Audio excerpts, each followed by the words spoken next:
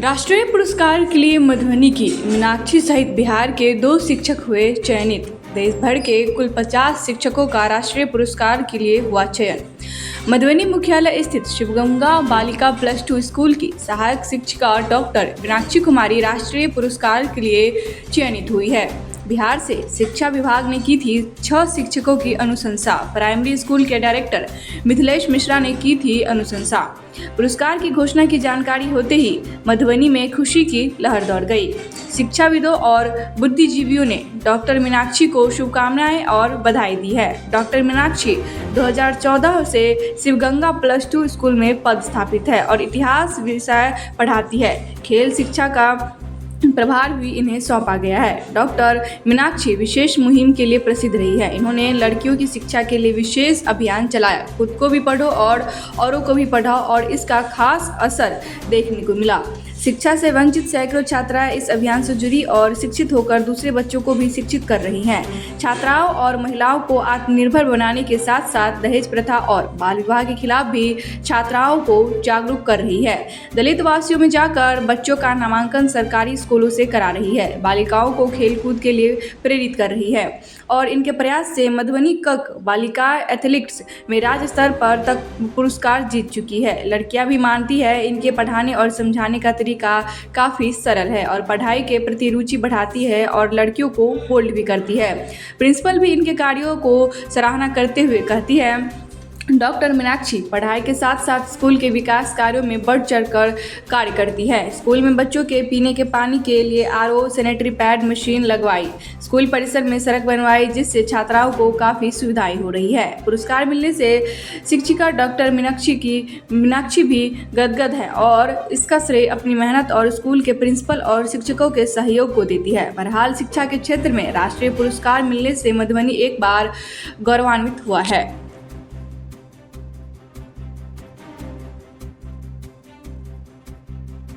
मेरे लिए एक बहुत गौरव की बात है कि मुझे इस सम्मान के लिए बिहार के द्वारा चयन किया गया था और मुझे भारत सरकार के द्वारा चयन किया गया। ये हमारे का ही सम्मान नहीं है, हमारे विद्यालय का ही नहीं, हमारे जिला का ही नहीं, हमारे पूरे बिहार की बेटियों का शिक्षिका का सम्मान है। क्योंकि हमारे देश की बेटियाँ के लिए लोग जहाँ सोचते हैं कि बेटियाँ कमज़ोर होती हैं, बेटियाँ कुछ नहीं कर सकती हैं, लेकिन वो साबित करना होगा हमें कि हम जीवन में चाहें तो कुछ भी कर सकते हैं, अपनी सफलता प्राप्त कर सकते हैं।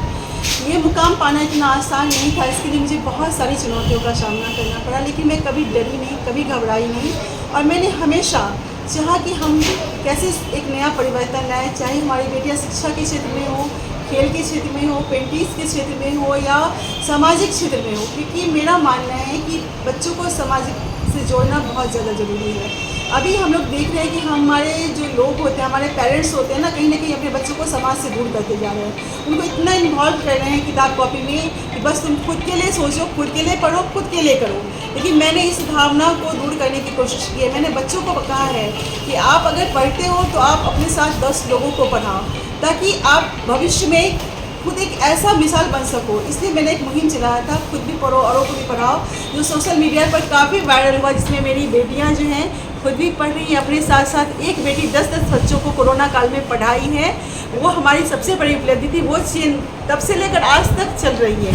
ये हमारे लिए बहुत बड़ा योगदान है क्योंकि हम जिस चीज़ को लेकर यहाँ सपने को लेकर आए थे कि बेटियों को आत्मनिर्भर बनाएं, ये एक बहुत बड़ा हमारे लिए चैलेंजिंग था क्योंकि समाज में हम उन घर की बेटियों को बाहर निकालना चाह रहे थे जहाँ के परिवार सोचते हैं कि हमारी बेटियाँ घर से ना निकले।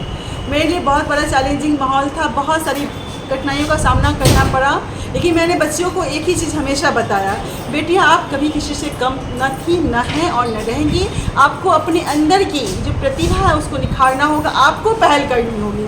जब तक आप खुद के लिए पहल नहीं करोगे आपके लिए कोई खड़ा नहीं हो सकता है। इसलिए आप खुद के लिए पहल करो। तो बच्ची अपनी रुचि मुझे बताने लगी। मैंने देखा कि जिस बच्चियों की रुचि पढ़ाई में बहुत ज़्यादा नहीं है उनको कैसे आत्मनिर्भर बनाए, ये भी मेरे लिए चुनौती थी क्योंकि लोग मानते हैं कि आजकल जॉब है तो प्राइवेट ही है, लेकिन मैंने स्वरोजगार से रोजगार की भावना को बढ़ावा देने की ज़्यादा कोशिश की है और मैंने बच्चियों को आत्मनिर्भर बनाने में हर संभव कोशिश करने का काम किया है।